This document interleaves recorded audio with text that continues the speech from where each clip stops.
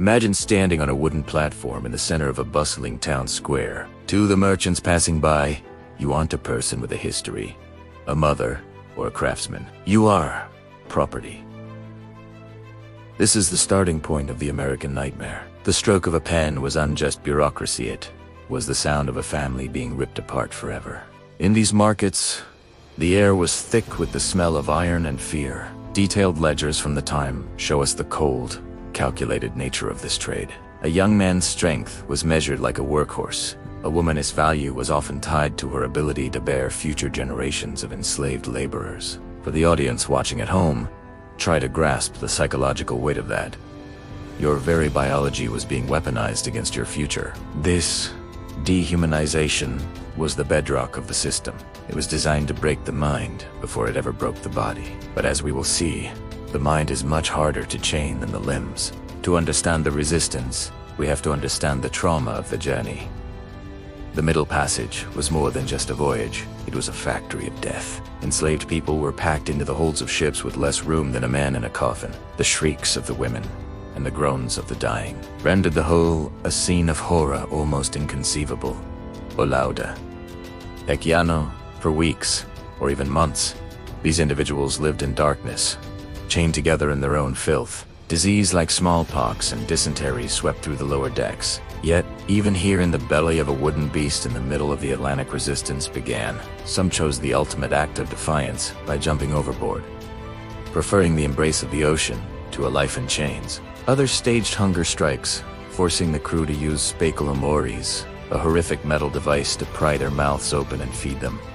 Why does this matter? Because it proves that from day one, the Africans brought to America were not docile or accepting of their fate. They were prisoners of war, fighting an asymmetrical battle for their souls. Uponaribal, the system attempted a social death. This was a systematic effort to wipe out everything that made a person who they were. Names, traditional African names, with meanings like born during the rain or warrior, were replaced with names chosen by the enslaver. Language, speaking one's native tongue was often a punishable offense. The goal was to prevent communication between people of different tribes so they couldn't plot a rebellion. Faith, indigenous spiritual practices, was suppressed in favor of a distorted version of Christianity that preached, servants, obey your masters. But imagine the sheer brilliance of the enslaved people who took these attempts at erasure and turned them into tools of survival. When they were forbidden from using their drums, were used for communication across distances, they turned their bodies into instruments. This gave birth to patting juba and rhythmic stomping. They took the very religion forced upon them and found the stories of Moses and the Exodus, transforming hymns into secret maps for escape. They didn't just lose their culture, they evolved it into a shield. Life on the plantation was governed by the slave codes. These were laws that made it illegal for an enslaved person to testify against a white person, to own property, or to leave the plantation without a written pass. This was a 24/7 surveillance state. The overseer was a constant shadow, often a man paid specifically to extract the maximum amount of labor through the minimum amount of humanity. The physical toll was staggering. In the sugar fields of the South, the work was so grueling that the average life expectancy of an enslaved person was significantly lower than in other regions. They worked from Kansi to Kintisi, from the first light of dawn until the stars were out. But even under this crushing pressure, the beating hearts mentioned earlier found ways to love. They formed fictive kin relationships, adopting orphan children as their own and creating jump the broom wedding ceremonies when legal marriage was banned. This was the ultimate defiance. Choosing to love in a system that told you that you were nothing more than a tool. As the sun went down and the overseers retreated to their homes, a second world emerged. This was the invisible institution, the secret nighttime gatherings in the woods, known as hush harbors. Here, away from the prying eyes of the master, the enslaved would gather to pray, to sing, and to remind each other of their worth. They would flip large wash pots over on the ground to catch the sound of their voices, believing the pots would muffle their singing so the patrollers wouldn't hear them. In these moments, they weren't property. They were kings, queens, mothers, and revolutionaries. These secret meetings were the breeding grounds for the Great Resistance. It was here that the spirit soared above the chains. For your viewers, it is important to realize that the story of slavery is unjust a black history story. It's a story about the limits of human endurance. It's a story that asks, if everything was taken from you, your name, your clothes, your family, what would be left? The answer found in the annals of American history is an unbreakable will. The chains were heavy, made of cold iron and backed by the law of the land. But the spirit was made of something else entirely. As we move into the next sections, we will see how these quiet moments of prayer in the woods turned into the thundering footsteps of thousands marching toward the North Star. This wasn't just survival. It was a slow-motion revolution that lasted 4 centuries. The silent battles, everyday acts of resistance expanded the myth of the docile servant. If you look at old school books, they often painted a picture of enslaved people as contented or passive. But history tells a much more radical story. Resistance wasn't always a musket or a torch. It was a daily, grinding battle of wits. The plantation was a chess match, and the enslaved were playing a grandmaster-level game while their lives were on the line. They pioneered a form of passive resistance that was so subtle, the enslavers often didn't even realize it was happening. Think about the slowdown.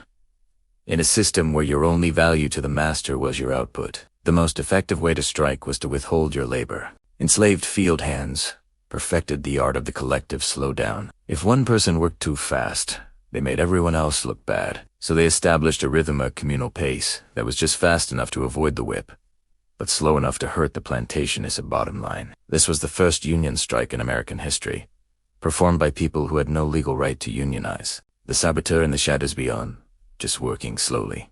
There was the accidental destruction of property. Imagine a plow unexpectedly hitting a rock and snapping in two. Imagine a mule that suddenly became stubborn and refused to move. Or perhaps the loss of expensive seeds during planting season. To the overseer, this looked like incompetence. They often wrote in their journals about how lazy or careless the enslaved were. But this was a calculated mask. By playing into the racist stereotypes the enslavers held, the enslaved people were able to commit economic sabotage. They were hitting the system where it hurt most. The wallet.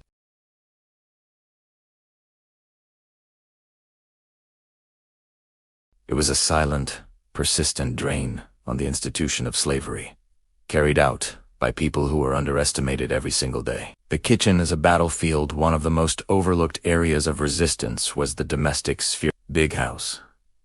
Here, enslaved women held a terrifying amount of power. They were responsible for the food, the laundry, and the care of the master's children. This proximity created opportunities for resistance that were both intimate and dangerous. Linguistic coding.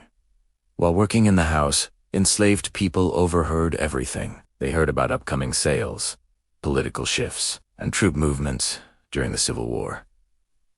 They developed a double talk, a way of speaking in front of the master that sounded innocent but carried vital intelligence to the quarters.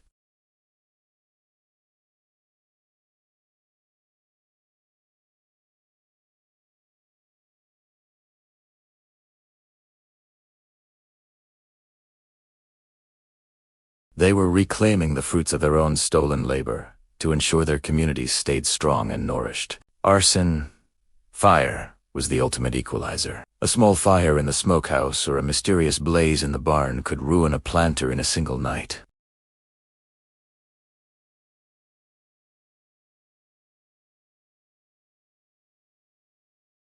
The underground library. Resistance through literacy in many southern states.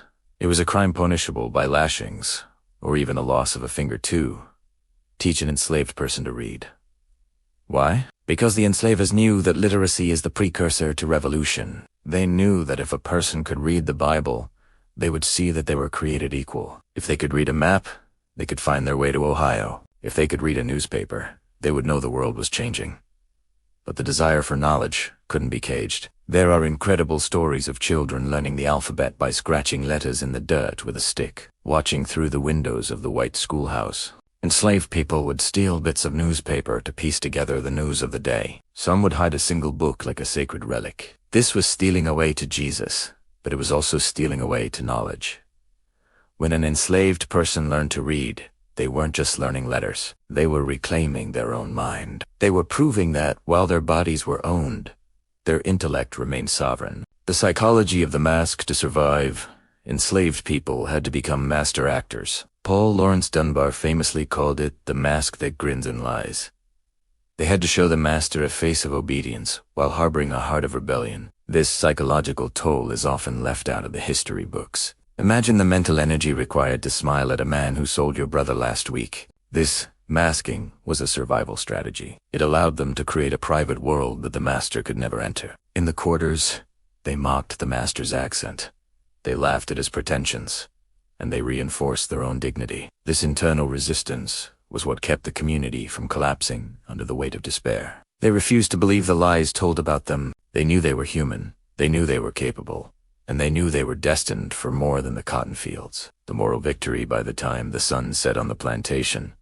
The master might have felt in control. He had the guns, the dogs, and the law. But the enslaved people knew the truth. They were the ones who kept the plantation running. They were the ones who outsmarted the overseers. They were the ones who, despite everything, kept their culture and their families alive. Every time an enslaved mother told her child a story about Brer Rabbit, this clever creature who outwits the larger, stronger predator, she was teaching a lesson in resistance. She was telling her child, "You are Brer Rabbit. You are smaller, and you don't have the claws, but you have the brain, and the brain always wins in the end." This section of our story shows us that the fight for freedom didn't start with the Emancipation Proclamation. It started in the dirt, in the kitchens, and in the secret whispers of people who refused to let their spirits be broken. It was 1,000 small victories that paved the way for the grand revolution to come. Have you ever sat on a plane, gripping the armrests,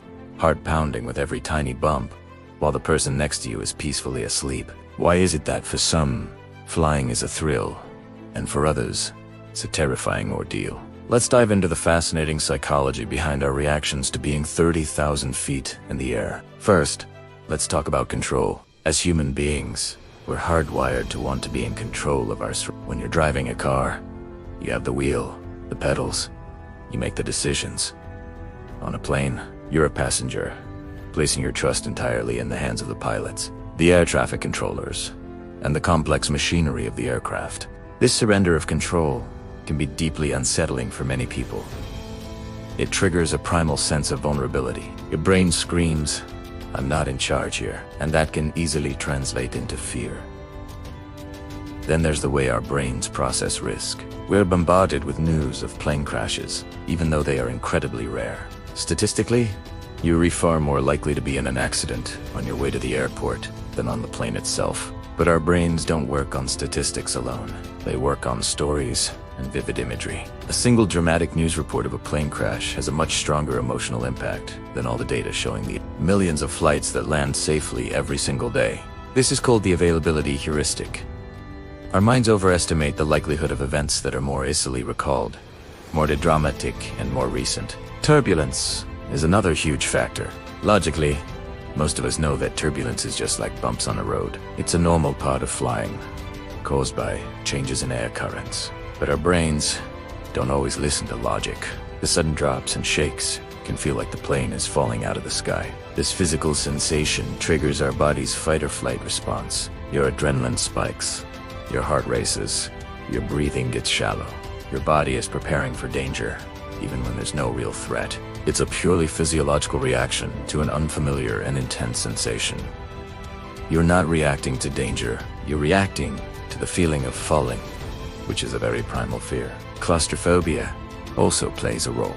Being in a narrow metal tube, packed in with hundreds of other people, with no easy way to get out, can be a nightmare for someone with even mild claustrophobic tendencies. The feeling of being trapped can amplify any existing anxiety. You can't just pull over and take a break. You're committed for the duration of the flight, and that lack of an escape route can be a major source of panic for some. So, how do people overcome this? Knowledge is a powerful tool. Understanding the mechanics of flight, how a plane actually stays in the air, what causes those strange noises, and what turbulence really is, can demystify the experience. Many successful programs for fearful flyers focus on education. They teach you that the wing flex is normal and designed for safety, that the landing gear makes a loud thud on purpose, and that the pilots are incredibly well-trained professionals who go through rigorous simulations for every possible scenario. Mindfulness and breathing techniques are also incredibly effective. By focusing on your breath, a slow inhale, a long exhale, you can manually slow down your heart rate and signal to your nervous system that you are safe. This breaks the feedback loop of panic. Instead of letting the physical sensations of anxiety take over, you regain a sense of control over your own body, which in turn calms your mind. Distraction is another simple but powerful strategy. Watching a movie, listening to music, or getting lost in a good book can help shift your focus away from every little sound and bump. It's also important to remember that it's okay to be scared. Acknowledging the fear without judgment is the first step. If your fear of flying is severe and impacts your life, preventing you from traveling for work or seeing loved ones, please consider seeking professional help. Therapists specializing in phobias can provide tools like cognitive behavioral therapy that have a very high success rate. There's no shame in getting support for something that causes you real distress. Ultimately, the psychology of flying is a complex mix of our need for control, our brain's skewed perception of risk, and our body's primal reactions to unfamiliar sensations. By understanding these underlying factors, we can begin to manage them. So the next time you fly, remember the science, practice your breathing, and maybe download a few extra movies. You've got this. Have you ever heard of a story so chilling, so pervasive, that it gripped an entire region for decades? A tale that wasn't just a ghost story told around a campfire, but a fear that stalked the streets, haunted the newspapers, and kept people awake at night. Today, we re-dive in deep into one of America's most bizarre and terrifying historical panics. The fear of the night doctors. It's the post-Civil War era, a time of immense social upheaval. Especially in the American South, the institution of slavery had been abolished, and millions of African Americans were now legally free. But freedom didn't mean equality, and it certainly didn't mean safety. Amidst the chaos and racial tensions of Reconstruction, a terrifying rumor began to spread like wildfire through black communities. From Virginia all the way down to Mississippi, they were called night doctors. Sometimes night riders, Ku Klux, doctors, or body snatchers. The stories varied from town to town, but the core of the terror was the same. These weren't your friendly neighborhood physicians. They were boogeymen, shadowy figures who roamed the darkness, hunting for black men, women, and even children. Their purpose, to kidnap them and use their bodies for gruesome medical experiments and dissection. Imagine the sheer terror. You're living in a world where your newfound freedom is already fragile, and now you're told that even the medical establishment, a symbol of healing and trust, is secretly plotting against you. The stories painted a horrifying picture. Victims being chloroformed in their beds, snatched from lonely roads, or lured into traps, never to be seen again. Their bodies, it was said, were shipped in barrels and crates to northern medical schools, hungry for cadavers to teach anatomy. Now, you might be thinking, was any of this real? Did these night doctors actually exist? The answer is complicated, and that's what makes this story so compelling. Let's peel back the layers. First, we need to understand the context of medical education at the time. In the late 19th and early 20th centuries, medical schools had a serious problem: a severe shortage of legally obtainable bodies for anatomical study. Dissection was crucial for training competent doctors, but there weren't enough bodies to go around. This created a grim, underground market for human remains. The act of body snatching, or grave robbing, became a shockingly common, albeit illegal, enterprise. The bodies of the poor, the marginalized, and those without powerful families to protect their graves were the most vulnerable. This was a grim reality of the era. So, the fear of body snatching wasn't entirely baseless. It was happening. But why did this fear become so racially charged, and so specifically focused on the night doctor figure in the South? This is where historical trauma and systemic racism intersect. For centuries under slavery, black bodies were treated as property, not as human beings. They were bought, sold, and exploited. Their health was often in the hands of white doctors who saw them as subjects for experimentation rather than as patients deserving of care. Infamous figures like Dr. J. Marion Sims, often called the father of modern gynecology, performed experimental surgeries on enslaved women without anesthesia. These were not isolated incidents. The memory of this medical exploitation was deeply ingrained in the collective consciousness of the African American community. So when emancipation came, that deep-seated distrust didn't just vanish. The power dynamic was still there. White institutions, including hospitals and medical colleges, were viewed with suspicion when a black person went to a hospital and didn't return, or when someone disappeared under mysterious circumstances. The night doctor narrative provided a chillingly plausible explanation. It connected the dots between the real practice of grave robbing and the historical trauma of medical abuse. The rumors became a full-blown panic. Newspapers from the period are filled with accounts. In some towns, black residents organized armed patrols to guard their neighborhoods and cemeteries at night. They used charms and rituals to ward off the night doctors. If a stranger, especially a white doctor, appeared in town, panic could erupt. People would lock themselves in their homes, refusing to come out after dark. The fear was tangible. It dictated how people lived their lives. For example, the founding of the Johns Hopkins Hospital in Baltimore in 1889 triggered a massive night doctor panic. The state-of-the-art facility was seen by many in the local black community, not as a place of healing, but as a massive, sophisticated trap. They believed the hospital was built specifically to harvest their bodies. The fear was so intense that it was difficult to persuade black patients to seek treatment there, even when they desperately needed it. This fear wasn't just folklore. It had real-world consequences. It created a significant barrier between the African American community and the healthcare system. A visit to the doctor was fraught with anxiety. Was this person here to help me? Or were it they? A Ku Klux doctor in disguise? T's distrust, born from a mix of real abuses and terrifying rumors, has had a long legacy, contributing to health disparities that persist to this day. So, were the night doctors real? In the literal sense of a secret cabal of doctors systematically kidnapping black people for dissection on a massive scale?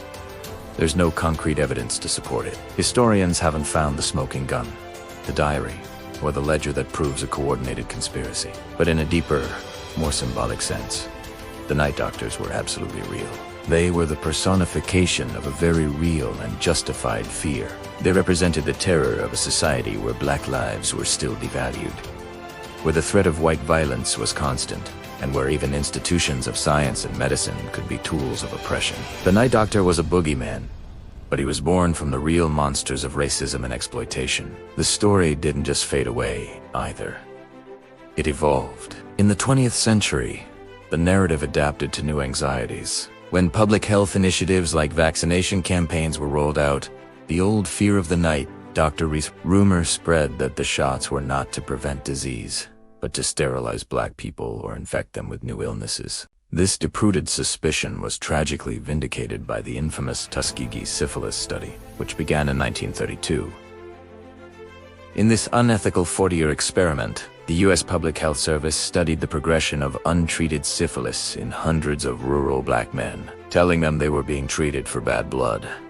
They were never given proper treatment, even after penicillin became the standard cure. The Tuskegee study was the night doctor nightmare made real. It was a horrific confirmation of the community's worst fears, that the government and medical establishment could and would exploit black bodies in the name of science. The revelation of the Tuskegee experiment in the 1970s shattered what little trust had been built and validated generations of fear. It proved that the stories weren't just paranoia. Today, the story of the night doctors serves as a powerful and unsettling reminder of how historical trauma shapes our world. It's a lens through which we can understand the complex relationship between race and medicine in America. It explains why some communities might be hesitant to trust public health messages or participate in medical research. It's not ignorance. It's a deep-seated defense mechanism, passed down through generations. The fear of the night doctors, a shadowy figure from a century ago, still casts a long shadow over the present. It's a ghost story, yes, but it's also a vital piece of American history that we can't afford to forget. If you found this story as fascinating as I did, hit that like button and subscribe for more hidden histories. When the Civil War ended and the 13th Amendment was ratified, the physical chains were finally cut. But the untold story of 1865 isn't just about freedom, it's about the monumental task of reconstruction. Imagine 4 million people who for generations had been legally forbidden from owning anything, suddenly tasked with building a life from scratch. The resistance didn't end. It shifted form. The first act of freedom for many was the Great Search. Thousands of formerly enslaved people took to the roads, walking hundreds of miles across state lines to find the mothers, children, and spouses who had been sold away decades prior. They placed information-wanted advertisements in black newspapers, creating a massive, grassroots effort to stitch families back together. This was the ultimate victory over a system designed to destroy the black family. Their resilience proved that the bonds of love were stronger than the ledgers of the auctioneer. The educational revolution, from hush harbors to universities. Remember the underground libraries from Section 2, the thirst for knowledge, exploded the moment the war ended. The legacy of resistance manifested in an obsession with education. In the years following the war, formerly enslaved people, many of them elderly, sat in makeshift classrooms, often under trees or in charred buildings, to learn their ABC. This movement gave birth to historically black colleges and universities.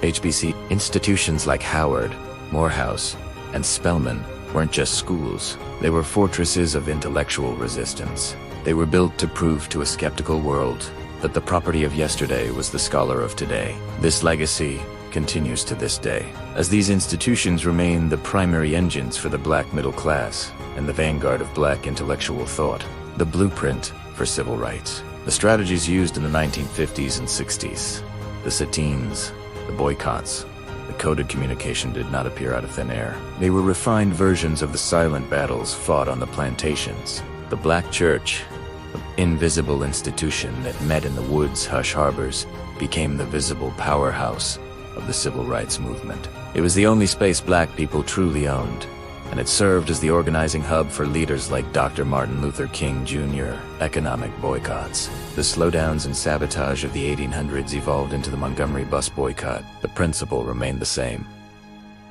If you do not treat us as humans, we will withhold the labor and the capital that makes your system run. The music of protests. Just as followed the drinking, Gord provided a map to freedom. The protest songs of the 1960s provided the emotional armor for marchers facing fire hoses and dogs. We Shall Overcome is a direct descendant of the spirituals sung in the cotton fields. The cultural imprint. Defining American, it is a profound irony of history that the people who were most excluded from the American promise are the ones who have most defined American culture. The legacy of resistance is heard every time you turn on the radio. The blues and jazz.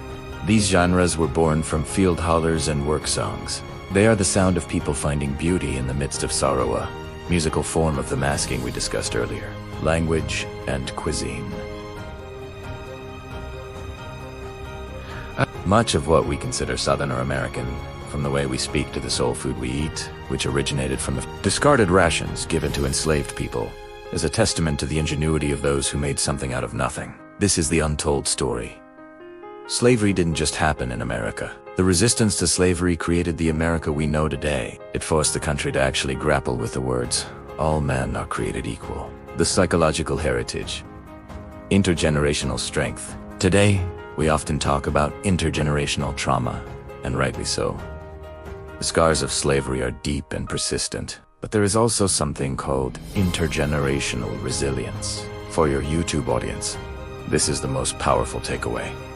If you are a descendant of the enslaved, you are the product of the greatest survivors in human history. Your ancestors survived the Middle Passage, survived the auction block, survived the lash, and outsmarted a global superpower. That strength is in your DNA.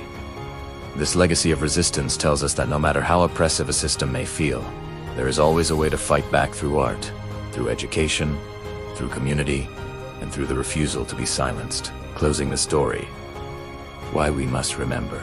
We tell these stories not to stay trapped in the past, but to understand the price of our present. When we look at the untold stories of struggle and resistance, we stop seeing enslaved people as victims and start seeing them as the founding fathers and mothers of American freedom. They were the ones who truly tested the Constitution. They were the ones who taught this country what liberty actually looks like.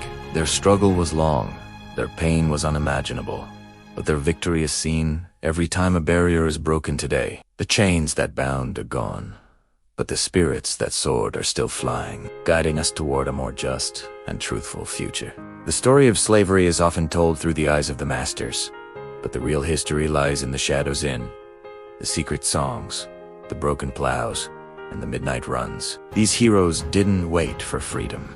They took it. If you found these stories of resistance inspiring, make sure to hit that like button and subscribe. History isn't just what happened, it's who we choose to remember. Who will you remember today?